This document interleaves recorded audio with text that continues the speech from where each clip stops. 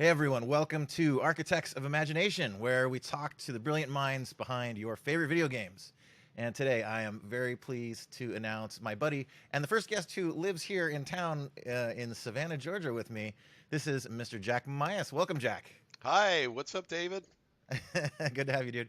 Um, Thanks. so Jack is his it's professor here at SCAD teaching game design. He's had a pretty legendary career up to this point. He was on MechWarrior 2, CRYSIS, Far Cry, Heavy Gear 2, and a bunch of other stuff. Jack was one of the very early on people at Activision, having worked with Bobby Kotick, I believe. Is that right? Bobby Kotick, yeah, All right. his office was right near mine actually back in the day. Very cool. And tell us what you're up to now. You're teaching SCAD at their game design program. Yeah, I moved all around the world with my career, but I originally was from Savannah, and everywhere I went, I missed Savannah, and I'd come back for breaks and stuff, and um, I would really just want to stay here. So eventually, after I kind of finished up what I was doing with AAA, I decided to start a studio here. And I've done that and I've been working on that. And while I was doing that, I got recruited by Brenda Brathwaite to teach at SCAD as a professor of game design. And I had never taught anything and I didn't know anything about it, but I've always loved SCAD from the beginning. It really transformed Savannah from what it was, which was a unknown town essentially, to now it's a huge destination for tourists because of how well it's put together, and SCAD had a lot to do with that. Um, so I was honored when they asked me to work there, and I kind of had to teach myself to be a professor. I knew all about game design and production, and it turns out they really needed somebody that was in that position that could teach capstone projects, which is essentially just like little, either you're prototyping a game or you're putting out a game in essentially 6 months.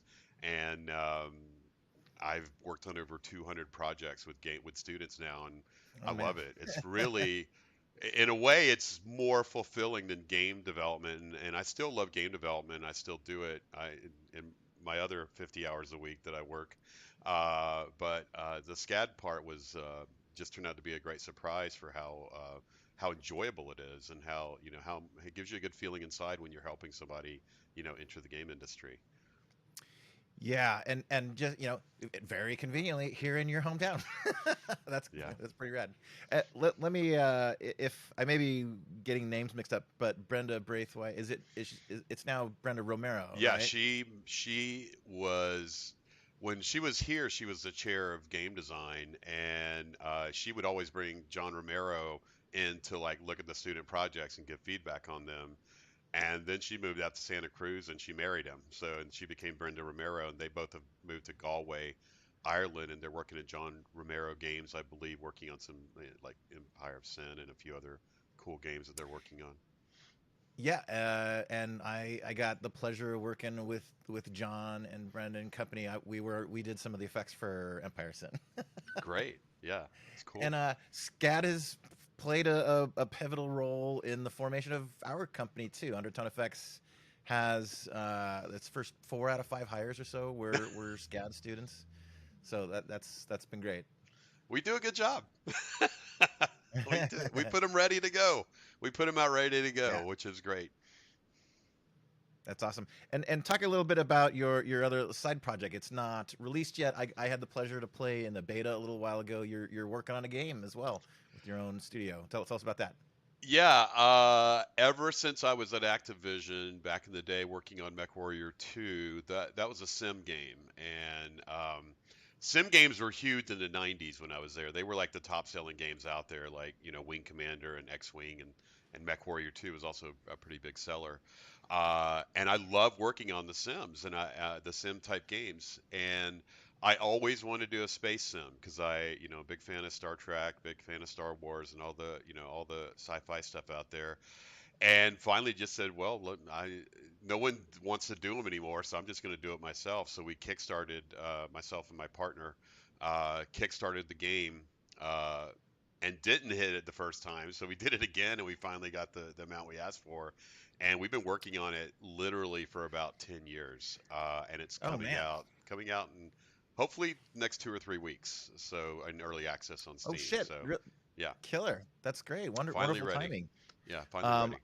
I had a blast to play. Yeah, It's hardcore. It's a little like it takes some moment to get into the controls, but it has a like learning curve certainly because it's real. It's we the constraint was real science with it, and one of the other designers, producers on it, David Westman, worked on the original X-wing, and he really pushed the hard science because he had worked on X-wing was arcadey space sim, right? It's like it yeah, flies like an airplane and doesn't really make sense in how it would fly. So we really looked into it. We said, what if we just turn the physics engine on and see how actually things would work? And we had to build the ships in a certain way. They have to be symmetrical or they'll roll when they fly. So we learned all this stuff about how science works and how weapons worked, and we actually had to do research into modern day weapons to understand what a railgun would actually do, and what lasers in zero actually do, G. or yeah, that 0G. And we couldn't put all the trappings of hand wavium, Dave Westman likes to call it, which is like artificial gravity, force fields, stealth in space, the way ships are built. All of that we couldn't do. So we had to figure out a way to make it work and to make it, fun with real weapons. And it turns out it's great, but yeah, there is a learning curve. You got to fly it for a little while, you got to fly it for an hour or so, and then you can pretty much get it. But it's definitely is different than everything else out there. When we were making it, the Expanse came out while we were making it, and Oh, we cool. looked at their battles and we were like, "Wow, it's our battles. It looks just like our battles." So I mean, we're essentially, very clear, very close to the way the Expanse, the movie, the show works. Awesome. And like, one thing I think about too when you're going for sort of real science in it is what like thrust and rotation means. Like in general, like a fighter has one thruster at the Yeah, back and all the other things are attitude changes, right? So like yeah. your thrust, you go forward and you just coast. There isn't like if you look at Star Wars movies, there's no like, fucking banking around You and stuff can't. like You that. don't bank. It'd be impossible if, to bank, actually. if you want to go if you want to make a right 90-degree turn, you basically have to like you're going, you need to reorient yourself so you're Yep. facing the way, and you need to reverse thrust to stop yourself, and Yep. then turn up and go after you stop. Or you can kind of like there's kind of like, but your orientation while you're maneuvering is important. And so like what you can see and aim at, that has big implications for. It does. It does. And it has all the weapons are affected too because you have to really different weapons you have to lead in different ways. Like a, laser requires no leading. It just goes right to target basically, but all it does is heat up something and, eventually it'll malfunction if it gets hot enough. Where railguns are super fast and you can almost point exactly to where it is and it'll hit it. But a chemical weapon like a Gatling cannon or an autocannon, you're gonna have to really lead them. So far, it doesn't even look like you're shooting at them in a way. But it's cool. Somebody's chasing you. You can turn around and be shooting at them while you're going backwards and stuff like that. As long as you don't run into a moon or something, you're good to go, or a station. It has a Yeah. unique gameplay. It's fun, and we even have missions that are inside like dugout mines. So it's almost like the old Descent game. I don't know if you remember that. Oh hell yeah, We that have was our one of the version of first. Descent. Very cool.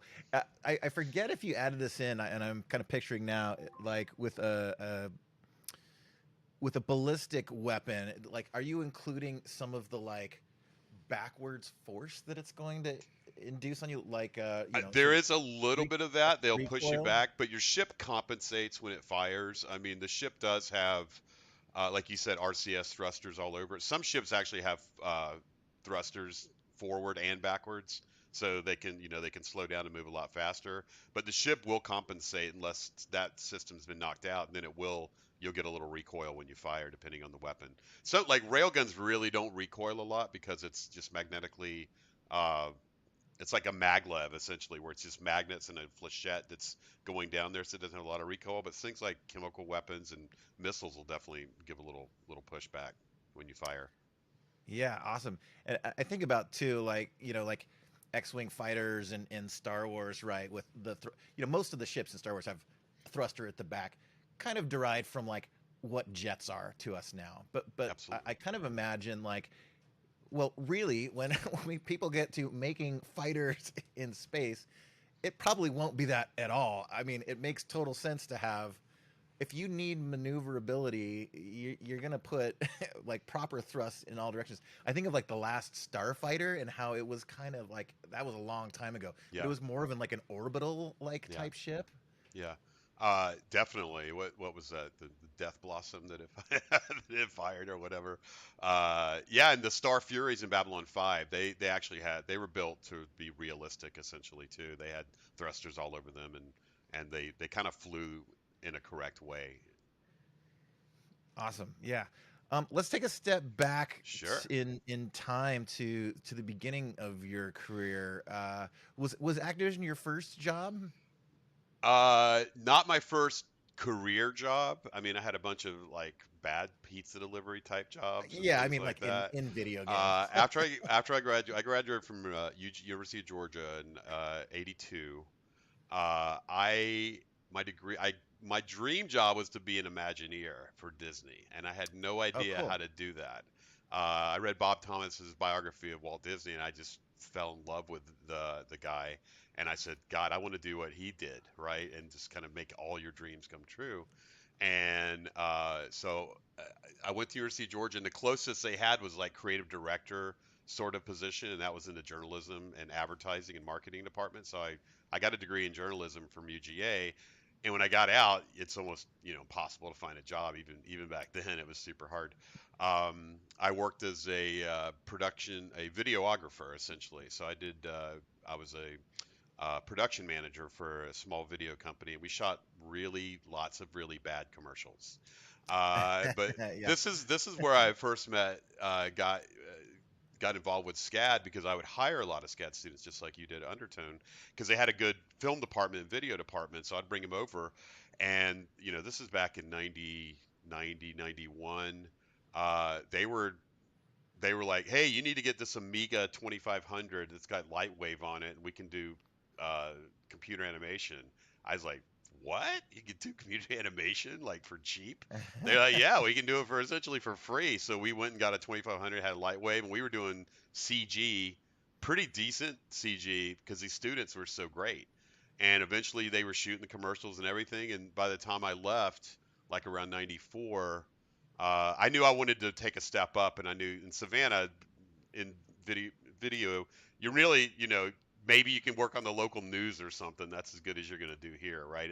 Yeah. It's not WSAV. really, yeah, it's not really a town. So I said, well, I need to move to either Hollywood or New York, or Hollywood or New York to to move up. So me and my brother moved to LA, just packed the van up and moved to LA, and I wanted to go work in film. So I did a few PA gigs and camera person gigs in LA. It was interesting. It's a hard business though, show business. I mean, it's tough. Yeah. But I was bartending at night at a place called La Poubelle in Hollywood, and met a designer on MechWarrior 2 from Activision. And I had heard of MechWarrior 2, and it was like, oh my god, because I'd played BattleTech as a tabletop game. Yeah. BattleTech's a little miniature game like Warhammer. And he said, yeah, give me your resume. And I had a really crappy resume. I look at it now; it's embarrassing, right, when I look at it.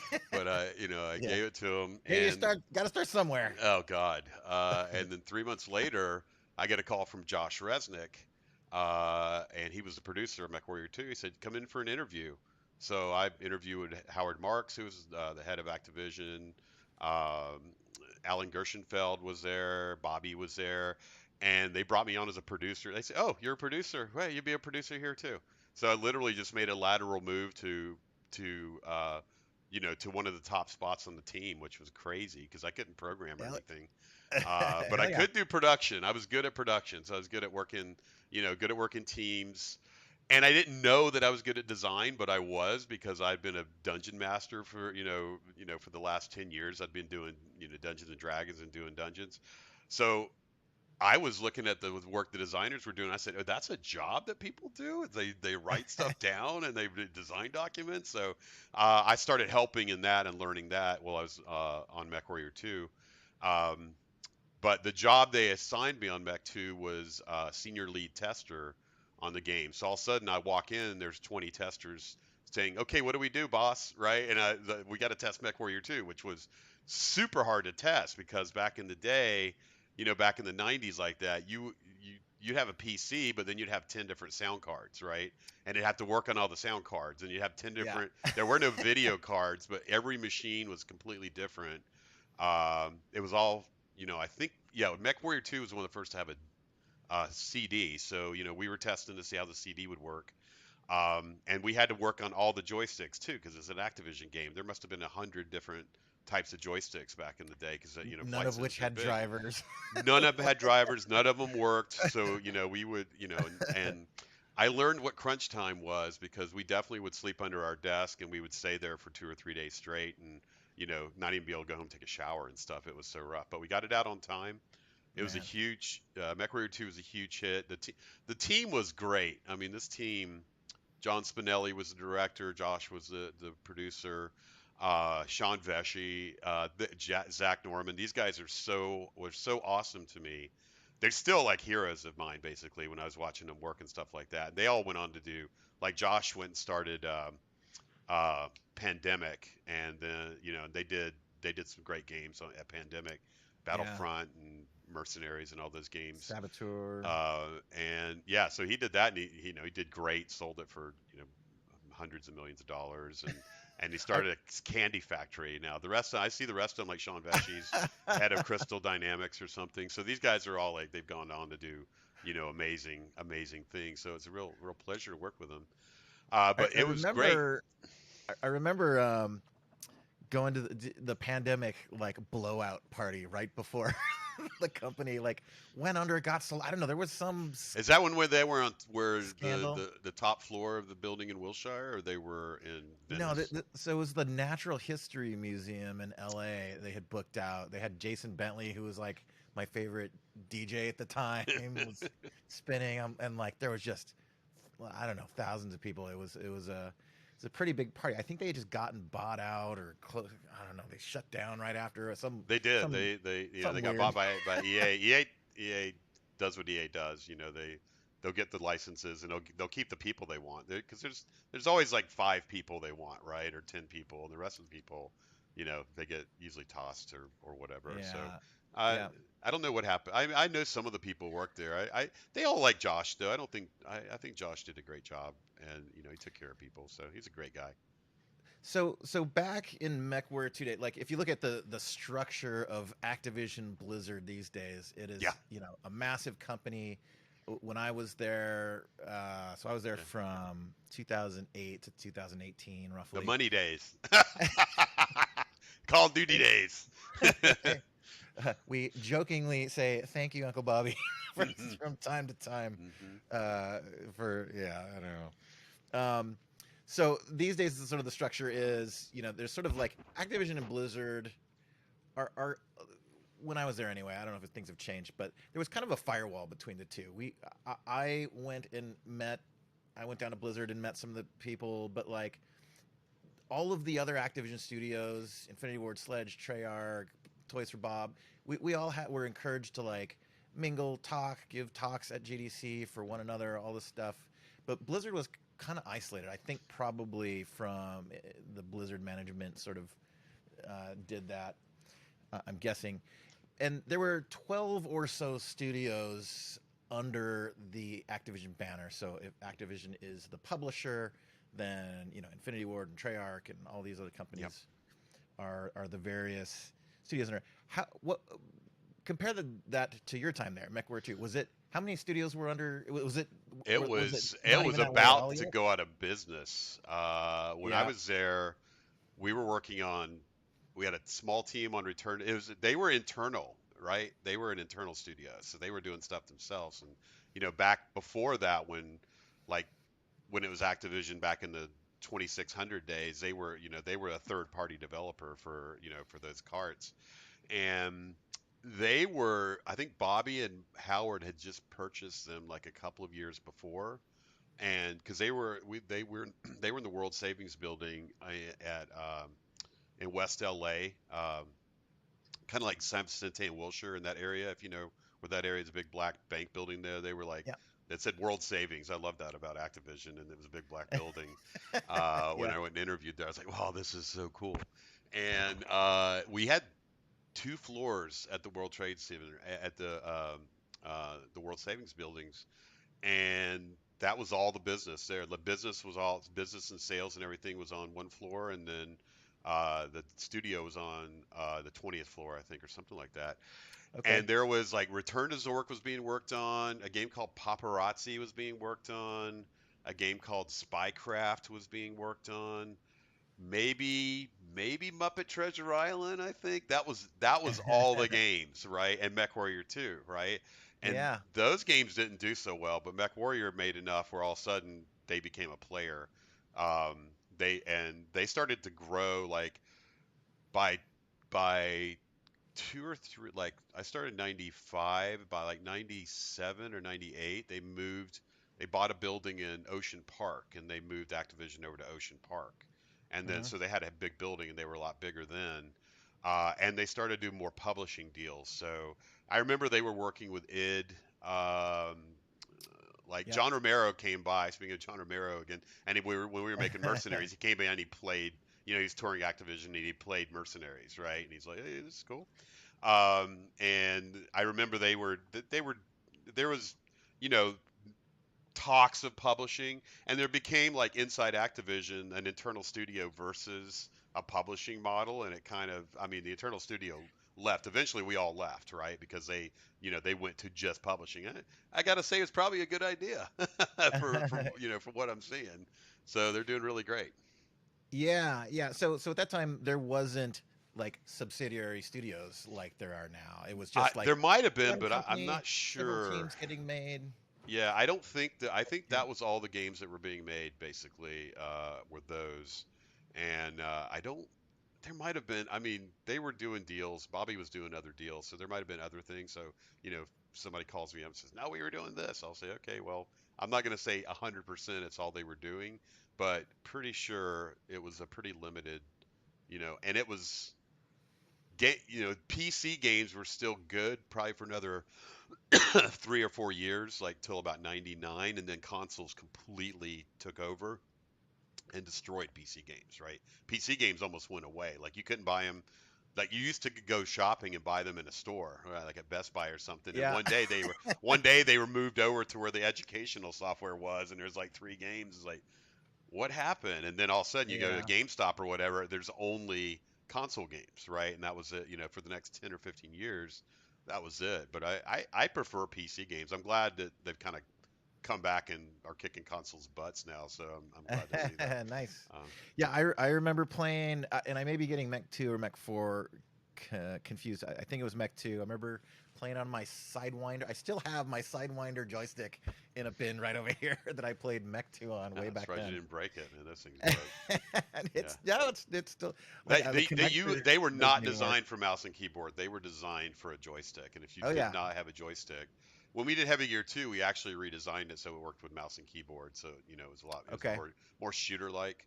Um, but I like those days where you had to have like foot pedals and Yeah. HOTAS and all that stuff. Those were I, cool I days. just recently and conveniently, to play your game, I just got a new HOTAS when the Star Wars VR game came out.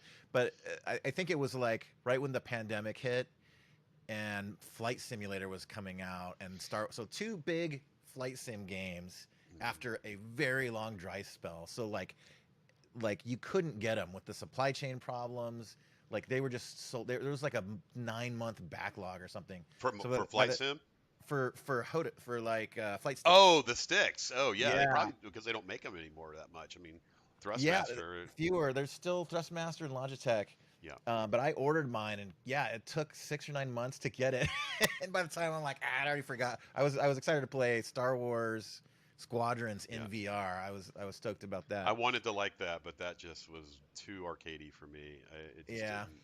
didn't make it. Haven't tried Microsoft Flight Simulator. I need to try that one, but that one's too real for me. I like it somewhere Yeah, in between. like some action in there. I am going to enjoy a drink myself, Sure. if you don't mind. Yeah. So let's introduce this little non-product plug product plug. My wife just got this. It's a Don Julio 1942 Rosasado. So it's like a pink reposado tequila. Beautiful. So let's give it a try. And while I'm pouring this, talk about so you worked, you interacted with Bobby Kotick. He's a fellow who's got a bit of a reputation in the industry. There's memes about him. Oh yeah. You see him pop up in the news from time to time. Give us a personal account. What was it like working with him back then? Bobby was great. I liked him.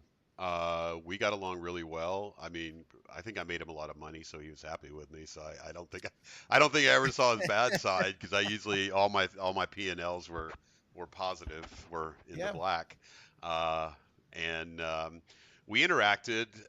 He we definitely, when we started moving towards publishing, he brought like some people in that were not game people. They were business people. Like they had worked to, standard manufacturing and stuff like that. So yeah, it started. I believe that's when it started to probably step away from being a fun place to work. And I believe Bobby actually said we want to take the fun out of making video games or something like that. He made a quote yeah. like He's that, which like Bobby, he's what are you doing? he's got Uh, some memorable quotes. Yeah, but he was great to me. I liked him. He was always, I mean, the checks were good. So, they took care of me. They gave me what I needed to do my job. They gave me a lot of space. They didn't lean on me.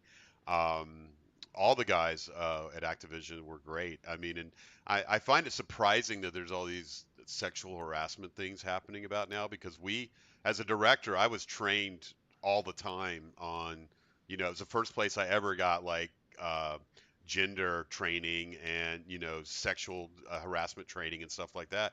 They made us go through everything. So I was surprised when some of those allegations popped up. I didn't think that was going to be happening at Activision. It seems like it happened more at Blizzard than Activision. Um, but I guess when some people have power, they take it to their heads. Like we were always really careful working with everybody and treated everybody kind, and Bobby was a big part of that because he wanted to make money, and if you're paying people for sexual harassment, you're not making money. You're paying people, you're paying lawyers to do stuff. So Yeah, I never saw that as something that he would do. But like I said, I liked him. I liked all the management at Activision. They were great people. We did a lot of E3s together. Um, and work together. And till my end day, I have positive experience about Activision. There's nothing wrong with it. It's good. nice. Let's take a look at fast forwarding a bit. Some of the other stuff you worked on. Some man, you worked on some hit games from Phew. Mech to Far Cry to Spyro to Crysis. Several others. Talk about the Far Cry Crysis days. Where they were based out in Germany, right? How did you end up with those guys? Were you I out in Germany or After I no? left Activision in '99, the my partner that I was working with, the programming lead on Heavy Gear 2, Jean-Marc Morel, really really great friend of mine. He wanted his own company bad. I could care less about my. I didn't care. I was making games. I was happy. I liked working Yeah. for Activision. I didn't need my own company. But he talked me into joining a small company called Check Six. Check Six was a tech company, and they were in business with Maya, and they were taking Maya and they made a game engine out of it called the Maya Real Time SDK. So you could just make everything in Maya and export it to a game engine, Oh, and I it would vaguely run. remember that from back in the day. That's what we made with Spyro. There was problems, and there's a lot of overhead with Maya, obviously, and games that are not cut, especially to do a job, doesn't necessarily work as good as one that's not. And at Check Six, we did that for a while, and John Mark and I both had a pretty good uh, backlog of games. So we got approached by 20th Century Fox. We met with the guy at 20th Century Fox ahead of it, and he said, let's get together, let's make a game. And he brought out like uh, typewritten pages, like about 30 of them, and he put it on the table. He said, "What do you want to make?" And it was every license that 20th Century Fox had. He said, "What do you want to make?"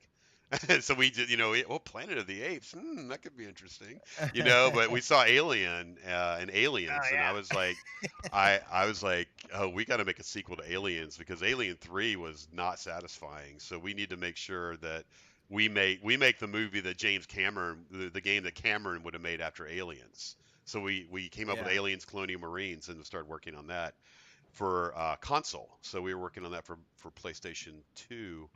And right after that, Universal came and asked us to do Spyro, and we're like, "Geez, we taking two games? That's crazy." But we took it. We took it like idiots. So we were, pretty small company. We had to grow really fast. There were growing pains. We got Aliens Colonial Marines up to alpha, and that was right around the time the World Trade Centers went down. And so Yeah. everyone was all of a sudden not wanting to do violent games with shooting and stuff like that. So it got shaky, and then we had a bad alpha, so they canceled that. We didn't never get to finish it, but later on, other people made Aliens Colonial Marines, which was kind of funny.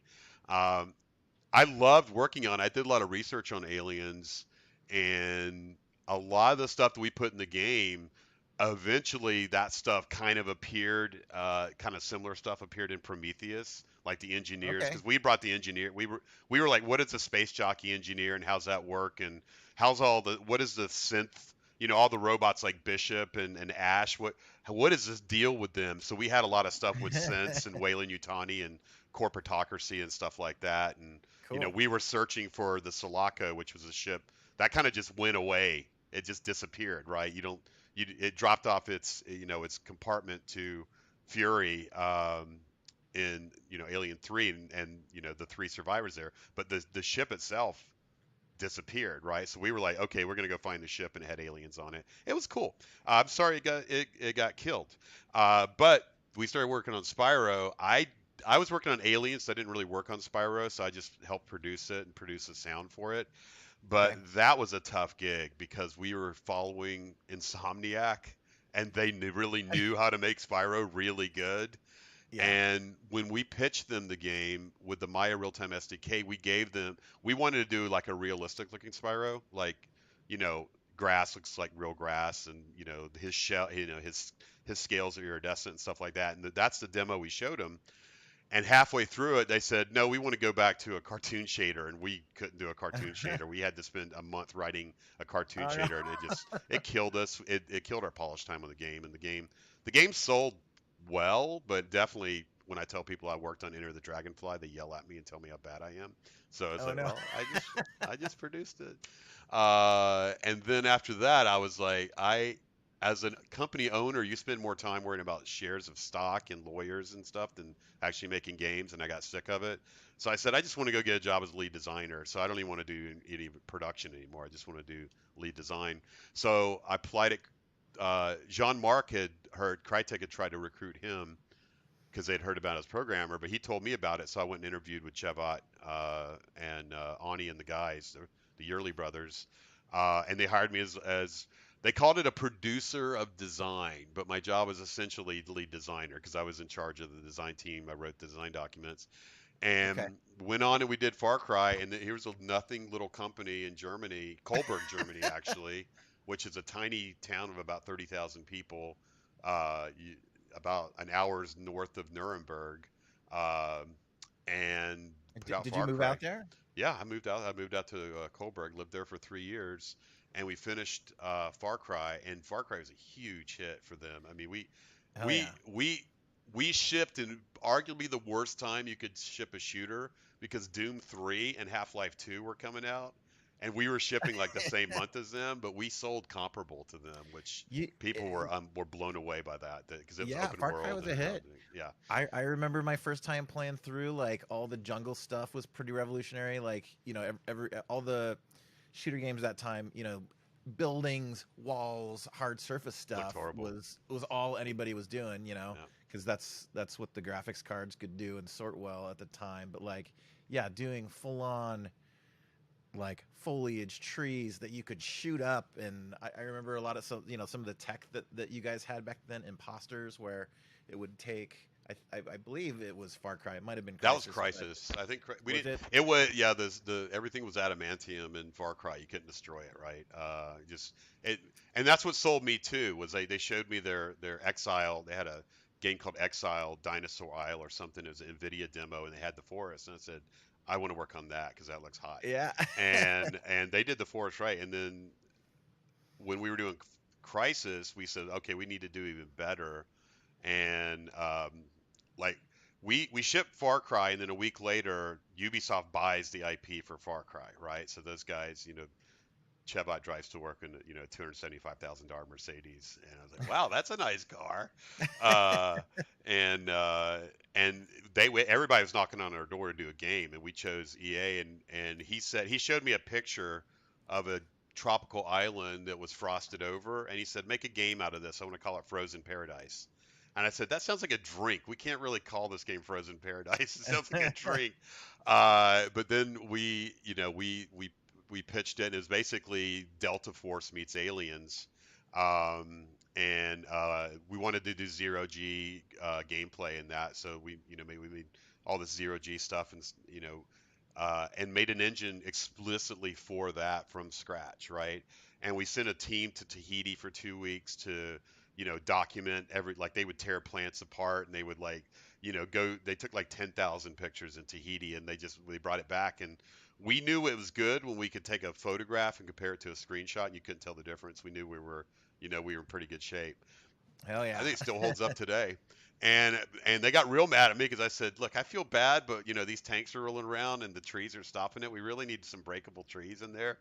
Yeah. And they go to hell. You're not gonna have those. And Oh 3 days yeah. later, the trees are breaking perfectly. So and then like, yeah, okay, that was really painful. But yeah, I think that's one of the joys of game dev sometimes is it like I kind of picture movies. It's like you got a writer and a director, and it's their deal, and whatever they want is what happens. But in a game studio, like all the time, someone's just going like, "What if this crazy stupid thing happened?" And like nobody clears it with the producer. Nobody like someone just goes, "Yeah, that is cool. Let me go," and they just go put it in. yeah. Like I can't remember the number of times that I've seen that happen. It's the beautiful part about this industry. I mean, it evolves, right? And every project you do it a little better, and then it kind of disseminates out to everybody else. You're like, okay, we got to do it like that now. Like when you do something the first time, like when somebody did, iron sights on a weapon, everybody's looking at it and saying, damn, we all have to do iron sights now, right? And it's a thing, Yeah. right? So it kind of, you get a little piece of it. Like I noticed my weapon customization from CRYSIS is in Battlefield 2042 now. I said, "Oh, look at that! It's almost the same graphics and everything." And it feels good, when you see it. But you don't get your name on it or anything. It's just out there, right? Yep. Yeah, for sure. Um, yeah, and the Crisis engine lives on today. It got bought out by Amazon, I believe, and They if I'm they bought a correct, license for it, made Lumberyard, but they're still working on the new CRYSIS engine. They're doing, from what I okay. know, they're doing CRYSIS 4 now, and they're hiring up for CRYSIS 4. Whoa. So Okay. Cool. I still going. thought I thought the company went down. Am I wrong? Because They were going down. There was a Ru- lot of trouble. They weren't getting paychecks, and yeah. Did they do Rise? I think that was an they Xbox did. It's a One. good game. It just I didn't love that sell. It game. was a great game. Beautiful, really stunning. It Fun as hell too. I loved the combat, yeah. and yeah, I thought that was Needed a more fun variety of game. enemies because it got a little old after playing it for a while. They needed more variety, and they needed a better uh, ramp of difficulty. It really wasn't there. Yeah. But a fucking awesome game. I had given Chevot, I'd shown him, I gave him the DVD from HBO's Rome, and I said, watch this. I don't know if it had anything to do with it, but I know I gave that to him about 3 years before. Yeah. So eventually, maybe he just said, I'm going to make a Rome game. So, I was blown away by some of the GDC talks from Rise. Their effects team did some just bonkers stuff. It was yeah. one of the first examples of an alembic like in a video game. Alembic, if you don't know what that is, it's kind of it's essentially a file format, but it hmm lets you do simulation stuff in Maya or Houdini or whatever, and then like just plop it into a game engine with rigid body sim, fluid sim, cloth dynamics, all this stuff. So like the scene where it was one of their trailer moments where the boat is like crashing into the harbor and little catapult meteors are tearing the sails apart and ropes flying. Man, I was blown away by that. I thought it Yeah, was so cool. they would go meet with Nvidia and ATI, and they would say, "What is every effect that your card can do?" And they would say, "We're going to do every like in CRYSIS." They say, "We're going to do every effect." What's soft particles, self shading, self illumination, We're bounce doing it. light, harmonics. They did it all. I mean, they put it all in there and made it work. But then we got the meme, "Can it run Crisis?" Of course. So, Yeah, I know that's one of its legacies. Can it run Crisis? That persists to this day.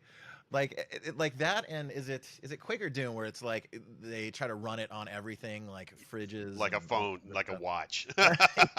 Yeah, that's great. Can you think of any Easter eggs that you've put into games that maybe aren't very public, or just funny, stupid moments in games? There's a lot of shenanigans that goes along on behind the Yeah, scenes. well, my team definitely back in the mech days, my team always wanted to put Easter eggs in, right? So they do like a picture of Yeah. everybody with their heads cut off, and you'd have to click at a certain head on a mech bay, and then 2 seconds later click on his arm, and really, really weird ways to do that.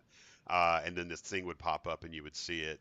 I mean, of course, Doom had all the cool Easter eggs where they put John Romero's head as the last thing you kill and stuff like that. So Yeah. we were inspired by that. Far Cry and Crisis, I don't think I let them do any Easter eggs in there. There was enough stuff that we were working on that we didn't really have time to put Easter eggs in there that I know of, right? They could have snuck them in. And in the black, I don't put any Easter eggs or cheats or anything. Because it's like I just wanted to have at least one game that's made just for the game's sake and not, no silliness and stuff like that. Yeah. So Right on. We're a little short on time. Let's just pivot to let's just talk about design for a minute. sure. You've been a producer over your career. You've been a designer. Tell me, are there any like advancements in design lately that you're seeing, or on the horizon in the future? What excites you about game design these days? Uh, I really immersion is my number one as a designer. That's what I want most of all is pure immersion. Anything that I mean, now that I teach at SCAD, we learn the terms for it, like magic circle and things like that, and we have all these academic terms for, the zone and you know digital dynamic difficulty adjustments and stuff like that. But the trend that I really like is the survival trend, where games are becoming really super hard unless you really spend a lot of time playing it, like games like Scum. To a lesser extent, Valheim, because they're a little softer with that stuff. But games like Scum, where it's like brutally hard, and you really feel every moment of it. So if you worked really hard and you got yourself a little gun, and some guy kills you out of the blue, because of the fear is there when you're playing, and to generate, to feel a way in a game that you lose time and you're transported to that other place. That to me is great. Um, I really was never a fan of the retro game situation of all these retro games that pop up. I wish those would just go away because I hate ugly graphics. I Yeah, got students making games that look like PlayStation 1. I say, pixel "Why do you art. do that? Why would you do that?" But they want those constraints and I respect them for it. But I like it to look as realistic and awesome as possible, right? I mean, like in some ways we're going beyond realism now, in certain ways. The thing that I'm most excited about, what I want to put in a game, is I want to put Chat GPT as a character in a game. So when you talk to them, they talk to you back, and each one, like, can you get GPT to only play a certain character, like only speak like a caveman or only speak like an astronaut and answer everything. So you could sit there and have conversation with them that will last forever, right? So I definitely think that's coming, and that's going to be magical. Unreal 5 is just a great, beautiful, awesome engine. Uh, we're in the blacks made with Unreal 4. I wish we could jump to Unreal 5, but there's no way we would change the score. It's take another 10 years to get out. But Yeah. my students are using it, and just prototyping is amazingly fun, right? You throw something in there, and the lighting is so good in that engine, Yeah. and you're looking at it, you're going, Killer. God, I made this, like I made that, and you're looking at it, you can't believe it. It's just gorgeous. So technology is going further. I'm loving that. The game design stuff like survival and anything to do with immersion mechanics and things like that. Certainly VR is exciting. I'm playing Demio on Quest 2 right now, and it blows me. I don't know if you've ever seen Demio. I haven't yet. Um, No. you're essentially looking down. Imagine if someone built a dungeon, um, in 3D, and you're a camera, go wherever you want to with it, and it's like a turn-based game like Dungeons and Dragons, where you control one character and you move it, but you're moving the map around, you're going in and out, and you're moving stuff, and you're having these battles. But you can play with your friends, right? And they're sitting there, and they appear as a mask and hands, and you're playing with your Okay. friends at a tabletop game in VR, and it's awesome. I mean, so Okay. Wow. definitely the stuff in VR. Apple, the Vision Pro looks interesting, but it's nothing Quest 2 hasn't already been doing, and I'm sure Quest 3 is just going to be, you know, amazing. So that's exciting to be able to see that stuff going on. I'd love to be able to play a real-time strategy game, sitting in my living room, and the battlefield is all part of your living room and stuff like Yeah. that. It'd be great. Thinking about horror and tension stuff. Don't Starve was a game that sucked me in so much. Oh my god, Great game. it was brutal as hell. Like you start the game, but that part of the fun of it too is like I'm playing through the old Ultima series again right Yeah, now. I saw that. Yeah, part of the fun is like not looking stuff up. It's like to me, it's kind of a bummer if like, all right, here's clue book. You're just like stepping through the Yeah, instructions of it. video Like, walkthroughs, right? yeah, so I try to do as much as I can without looking anything up, and that was part of the fun of Don't Starve. Was just like, you know nothing. There's no tutorial. There's no UI. Like okay, so you spawn. There's some bushes. You start picking them. It goes to night and a wolf eats you and you're dead. Like start over. It's like, oh fuck, okay, I need to deal with wolves, I guess. So you figure out, oh, I can make a torch. And it's just this constant cycle of like, get another 2 days, die. Like, Yeah. okay, what killed me? How do I get through it? That was a brilliant experience, I thought. Yeah, a lot of my students are making rogue-like games now where they're procedurally Yeah. generated and brutally hard, and there's no progression. So you just play it, and you have to figure out how it works just by playing it, which it's interesting. Um, I'm getting it. I'm liking like Hades as a roguelike game, but I had some of my students made a game this quarter called Beneath the Badlands, and it was like that. And I didn't really understand it when they were first designing it about how it worked, but now I'm kind of getting a vibe on what's interesting about that sort of situation. Yeah. And I remember playing not a roguelike. I remember playing Rogue Rogue. on my 386 in high school with just ASCII art. And Yeah. like it was a crazy addictive, like fun game. I played the shit out of that. Yeah. It was great. Yeah. I used to Um, play the gold box, D&D gold box games, the Champions of oh yeah. Krynn and the Pools of Radiance. Those are fun today, right? Yeah, This there one? it is. There it is. Those are Yeah. fun today. I mean, those are so awesome. I love those games, man. I used to play them just all night. I'd play that. Played UFO. What was it? XCOM. UFO Defense was like just amazing.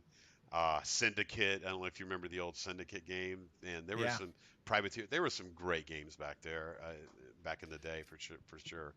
Yeah, I just fired up. I'm going on a bit of a retro kick because, and so Dungeons and Dragons as a topic.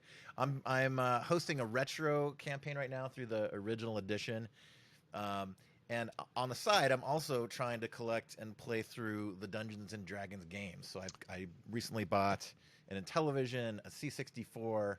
That's a bad one. Um, yeah, my Intellivision doesn't work. I got to repair it so I can play the second D&D game, uh, and yeah, it's been fun to dig in that. And we've played Dungeons and Dragons together. I've been in your 1E game. You've played here with me and some Yeah, 5E stuff. yeah. Your That was last preferences summer. We for had a good 1E. first edition game. That was good. You had a great character. Yeah. Uh, Yeah, D&D is still fun. Certainly, if you're a game designer, you need to be playing D&D. You need to be a dungeon master, and you'll get all the skills you need to do, other than coding to be a good game designer, certainly.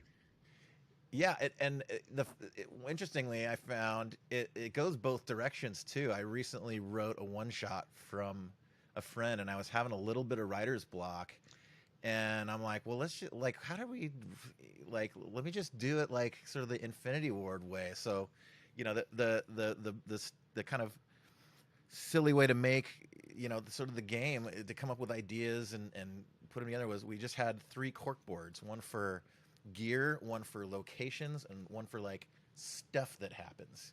So gear would be a tank drone thing with a gun on it. Locations would be like the favelas of Brazil and the gulag in Russia and whatever. And then events would be like your snowmobiling down a mountain or stuff like that. So I'm like, all right, let me just try that to write a D&D campaign. So I came up with like, what is all of this? Just cool visuals for, and I'm like, all right, what if one of those flying citadels, you got to see the birth of it, where it like tore out of the mountainside. And then what if there's like a river like chase where draconians are flying down onto your boat, and just kind of like cool visuals, and then Awesome. and then I just strung it together into some narrative thread, and it was great. I totally respect your D&D foo, man. You definitely got it going on. So you're definitely a lover. You're definitely a lover of all things D&D, and you've taught me some things about it that I didn't know. I mean, you and I played Chainmail together, and I'd never touched that, and thanks to you, I got a chance to play that. So that was Yeah, great. I'm prepping another army for a mounted match. It's been taking a while, but Jack, thank you so much for coming on the show. It's great It's talking been to a real you. pleasure to have you. This has been Architects of Imagination. I want to thank our executive producer, Martika Ibarra, and our editor, Robert Burnett, and the whole Architects of Imagination team. Tune in next time. Thanks for joining us, y'all. Thanks.